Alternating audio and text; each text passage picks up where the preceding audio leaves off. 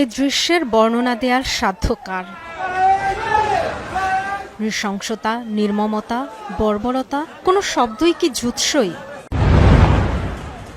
সিনেমার দৃশ্য নয়, আর্টিফিশিয়াল ইন্টেলিজেন্সের ব্যবহারও নয়, বিস্ফোরণে বিধ্বস্ত ভবনের ওপর কালো ধোঁয়া, তারই মাঝে খেয়াল করলে চোখে পড়বে উড়ন্ত মানবদেহ, বোমার আঘাতে ক্ষতবিক্ষত ছিন্ন ভিন্ন মানবদেহ।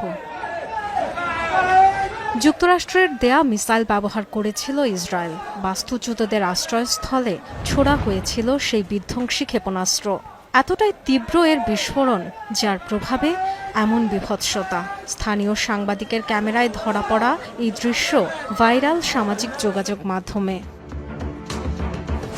এক্স হ্যান্ডেলের রোমহর্ষক এই ভিডিওর সাথে গাজার সাংবাদিক মোতাসিম দালাউলের ক্যাপশন, ইসরায়েলি দখলদারদের ব্যবহৃত মার্কিন রকেটে বেহেশতের পথে শিশুদের আত্মা আর দেহ।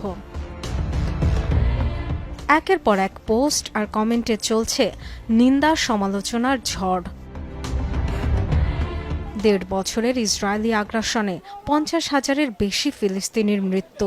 কেবল সংখ্যা দিয়ে তো এই নিষ্ঠুরতার গভীরতা বোঝানো সম্ভব নয়। নির্মমতার কোনো নজির যেখানে বাদ পড়েনি, গণহত্যা শব্দটিও সেখানে যেন খুব হালকা বলে মনে হয়। Dorothy Tasrin, Jamuna news.